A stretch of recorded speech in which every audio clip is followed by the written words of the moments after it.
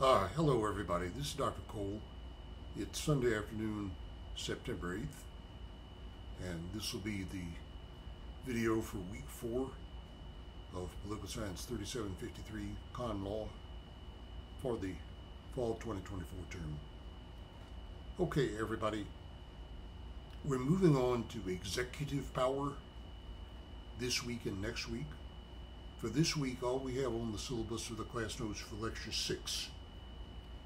And 7 and 8, both of them are on the syllabus for next week. So we'll try to finish that topic in 2 weeks with lectures, class notes for lectures 6, 7, and 8. Lecture 6 this week, 7 and 8 next week. That's all up on the course website. You may wish to take a peek ahead at 7 and 8. For one thing, our quiz, that's quiz number 2, I believe, will be this coming Thursday with the discussion scheduled for the following week, which I'll say more about in a week's time. But the quiz on Thursday will cover the Korematsu and steel seizure cases. And we've assigned you the summaries of those cases and the excerpts from the opinions that are in the textbook.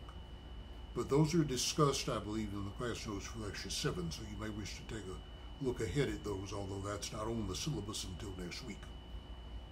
So that will take place all day Thursday for 24 hours, 10 true false items, 20 points for quiz number 2. Looking at the class notes for lecture 6, we begin talking about Teddy Roosevelt and William Howard Taft on executive power. And Teddy Roosevelt seems to say that the president can do anything that's not forbidden, whereas Taft wants to say that the president can't do anything that's not specifically authorized. Although Taft, at the same time, gives the president an out. He gives the president a kind of necessary and proper clause. It is very difficult to confine any of these bodies or these offices that are established in the courts, in Congress, in the office of president, to what's specifically laid out and enumerated in specific terms in the Constitution. There are always things that arise that weren't anticipated, but it's at least worth looking at the remarks of Theodore Roosevelt and William Howard Taft at the very beginning of the notes for class notes for lecture 6. We move on to talk about some of the Supreme Court cases from the Civil War era, during and immediately after the Civil War, that helped set the stage for what we call the modern presidency.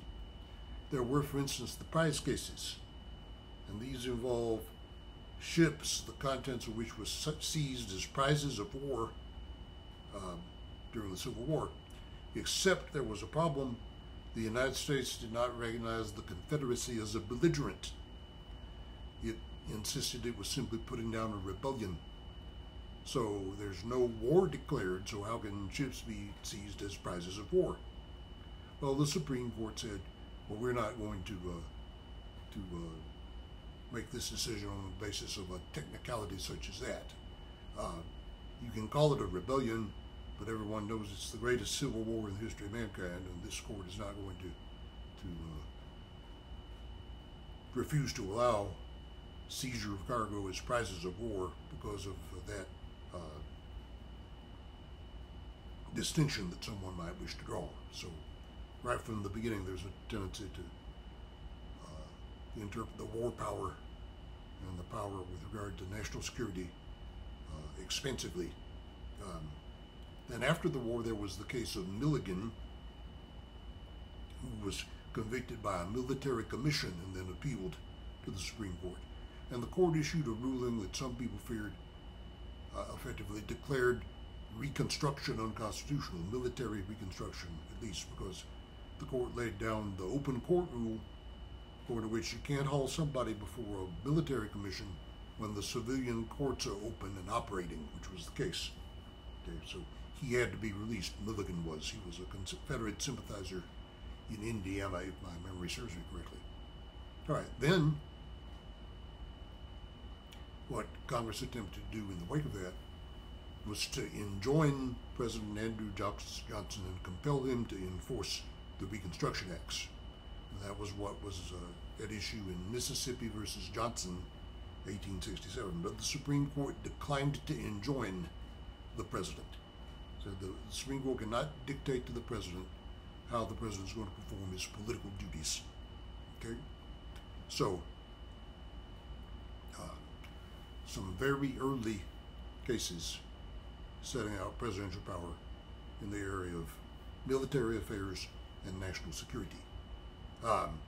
In the aftermath of that Mississippi versus Johnson case, Andrew Johnson, of course, was impeached but barely avoided being removed from office, which brings us to the topic of impeachment. Proceedings have been instituted against 4 presidents: Andrew Johnson, Nixon, Clinton, and Trump twice. Okay. In no case was the president convicted and removed. The second proceeding against Trump took place after he left office for the purpose of rendering him ineligible to run again, but that was not successful, and he is, of course, running again.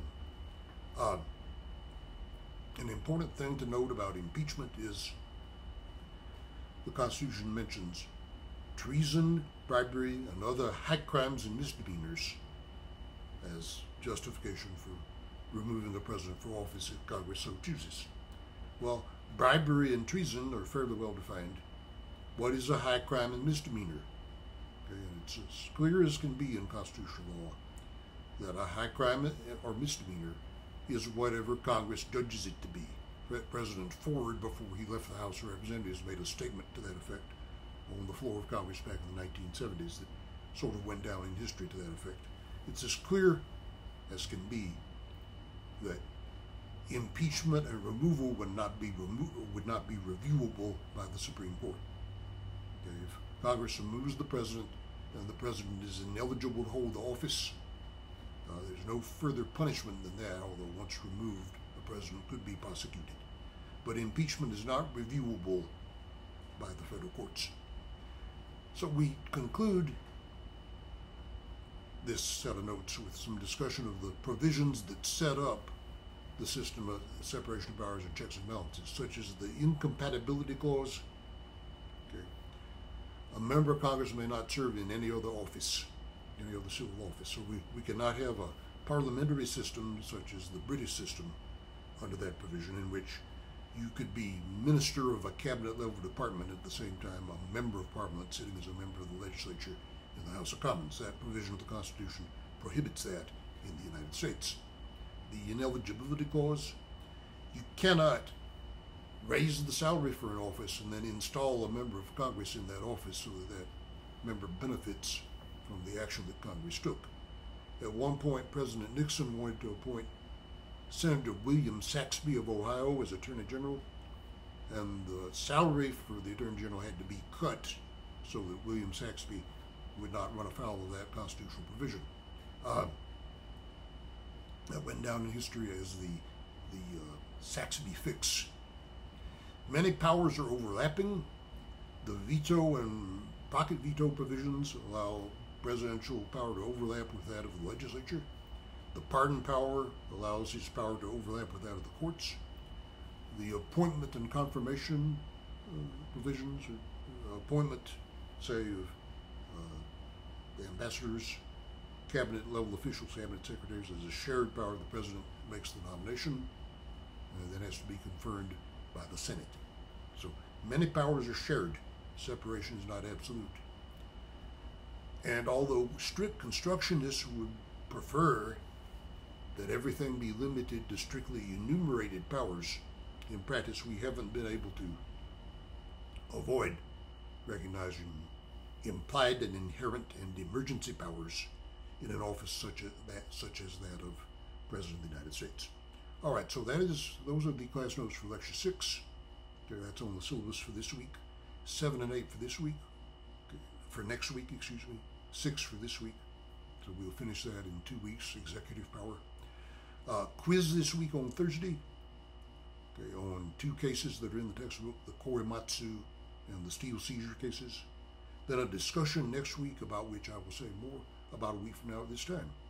So, hope everyone has had a good Labor Day, We will talk to you once again about a week from now at this time. Quiz on Thursday. Don't forget. Good luck to everybody on the quiz.